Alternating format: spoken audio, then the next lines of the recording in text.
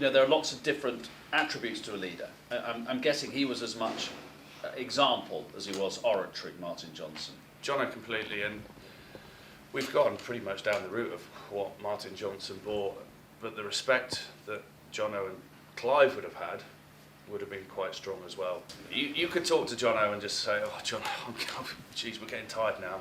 We've been training too much, and that big monobrow would come down as shadow over the top of you. There's, no, we're not. No, we're not, are we? You know,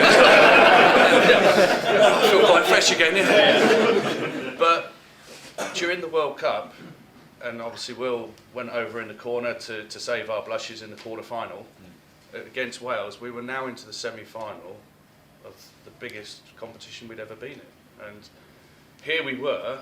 And guess what happened at the early part of the week? We almost had a crisis meeting. We went into what was our war room. So if we had a team meeting room, this was our war room. This is where we decided our battle plans. We would have our 7 world-class behaviours. We'd have our code of conduct.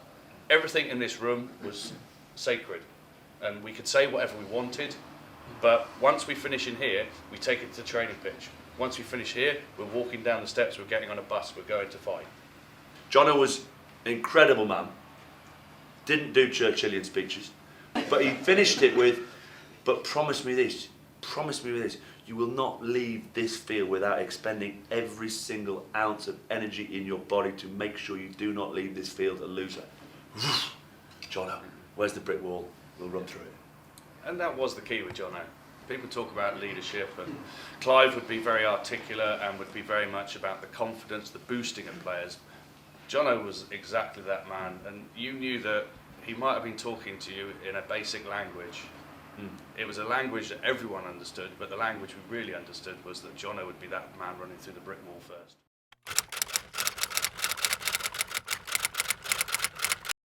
We went down to 13 men, everyone, wow, that's the greatest display of defensive, I just don't know how you did it. And we go, what were the messages coming on? The messages were remarkably simple, because we'd done enough planning, having had so many guys who were prepared to concede 3 rather than give away 7. So don't concede the try, give 3 away, and occasionally take the yellow if it was required. That we'd planned and knew exactly what to do to go down if we were in 11 men.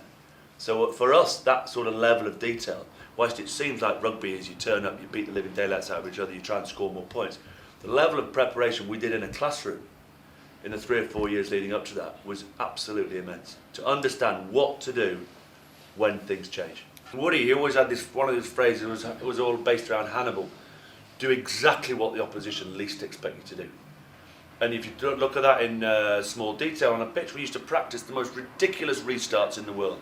So without getting too technical, a restart is basically right at the start of the game, you kick off and you expect to kick it one way, and you all the forwards stand on the left hand side, all the backs stand on the right, and everyone does it and it all looks very nice and pretty. We used to practice all sorts of boys stunning off the pitch, standing all 15 players, 14 players standing behind Johnny.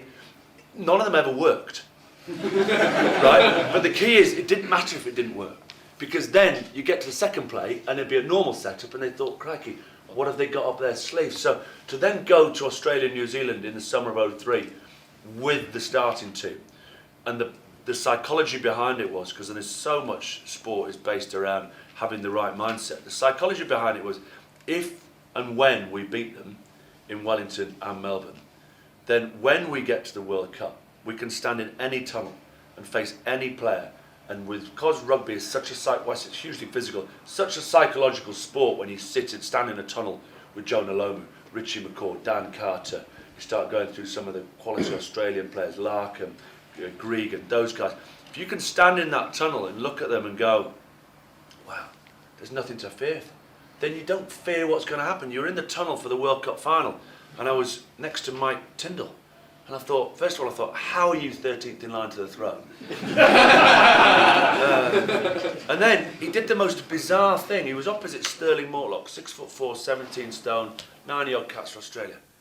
And you're not supposed to have banter in a World Cup. You're supposed to have the 1,000-yard stare and be totally focused. But Tyndall's from Wakefield. He slapped Sterling Mortlock on the arse. And went, yeah, baby, this is why we play rugby.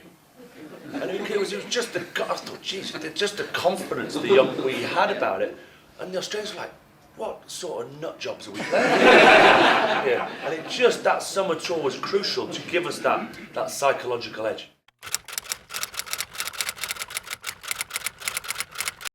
One of the great coaches, one of my favourite pub quiz questions, but I do it in reverse order, so I sort of give you the answer first, is there's only one person who's won back-to-back World Cup winners' medals in rugby union history. And everyone goes, well, that's impossible because no one's defended the title.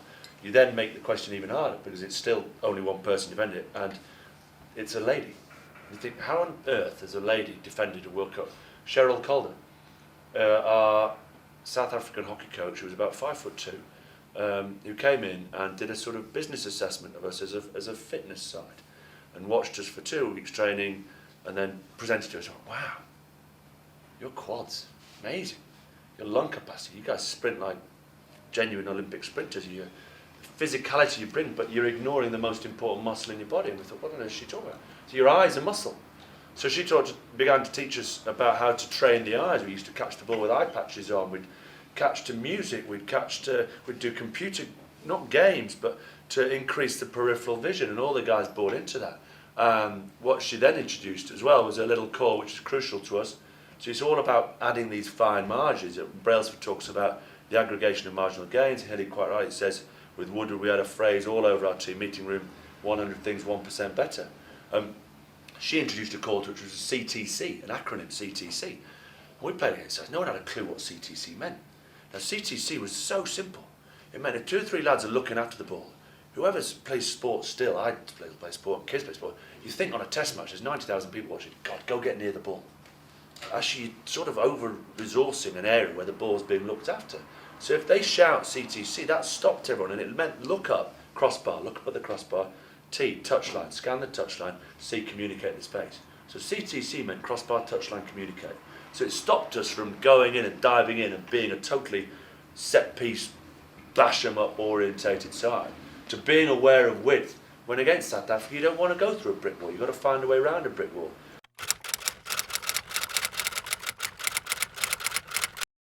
Let's talk about the Lions tour, particularly Richard, about how you get how you get to gel a reasonably disparate group of British and Irish players, most of whom have been slagging off England in the media the previous 6 months. How does that work? It's an unbelievable concept of 4 countries coming together to which 3 hate one, and we're the one that's hated. You literally spend 4 years trying to beat each other up, trying to put one little step over each other, and then you do get thrown into a room. You go into a hotel, and you have to drop everything immediately. And it's one of the biggest keys to how successful a tour is going to be is the camaraderie, the team spirit of that group. I've been fortunate enough to go on the 3 Lions tours, 97, 2001 and 2005, and we slowly got worse and worse. Yeah. We won the series. I was right with you, buddy. We won the series in 1997, and it was truly unbelievable in that we did gel straight away. I mean, that group of players instantly had a rapport. It probably helped there was an element of amateurism that still existed. The English clubs, I think it'd be quite easily accepted, had already moved on to professionalism. The players understood about sports science and medical history and how much we had to look after ourselves.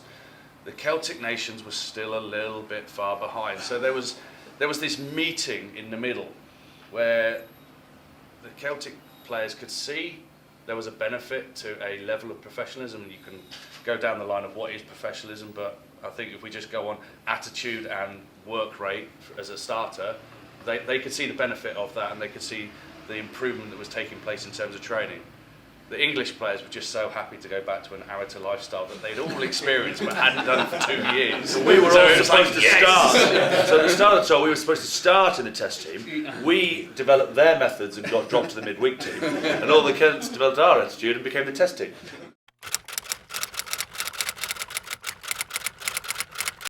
There are 2 types of errors at the club: a skill error and an effort error. A skill error is dropping a ball. Ask Ben Kay, World Cup final.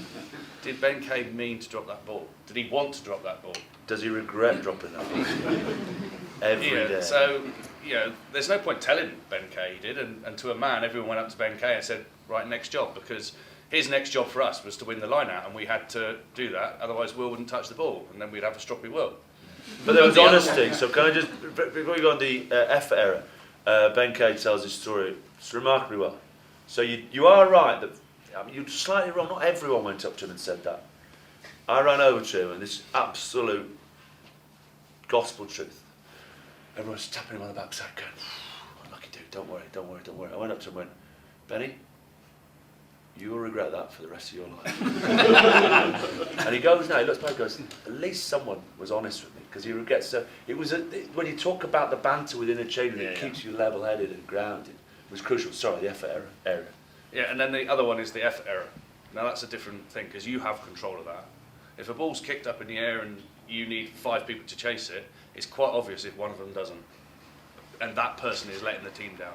And that is something that won't be tolerated. But a mistake that you do have a control over, obviously you can do it better, but that one-off dropping of a ball doesn't count. If you drop it for 4 weeks on the trot, the coach will then look at themselves and say, well, actually I need to work with an eye coach, or we need to look at why it's happening.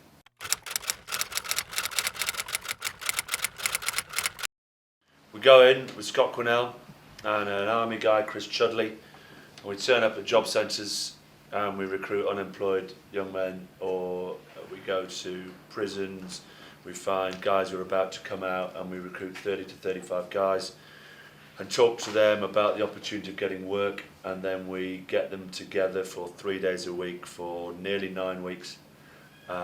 We teach them about life, the CVs, job interviews, turn them into a team. The Glasgow lot we've just had, 2 of them had ever touched a rugby ball before in their life. And the big challenge is a combination of using rugby and what we've talked about today. I don't do anything other than what we've talked about today with Scott Quinnell in terms of trying to educate them on a rugby field. And then we put a jobs fair on for them. Tottenham Town Hall did. We've just done it in the amazing building in the centre of Glasgow.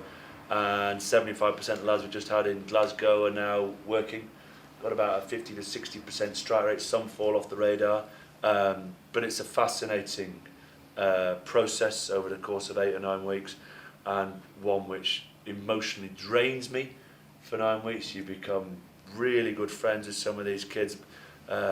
Mikey Henderson, who was on the climber with David Hay, spent 17 of his last 19 years in prison, led the Bristol prison riots, and is now one of our head coaches, and he's going out to prisons talking to offenders about choosing the right path. So it's amazing the difference sport can have on guys and communities.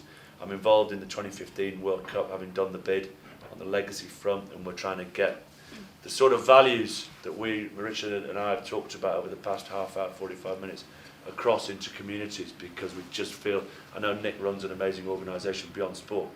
Sport, like no other vocation, no other pastime, I believe, has the ability to change lives on an incredible manner. You only have to look at that 2-minute edit to see the lasting difference, as Mickey Finnegan says, it's having on people's lives.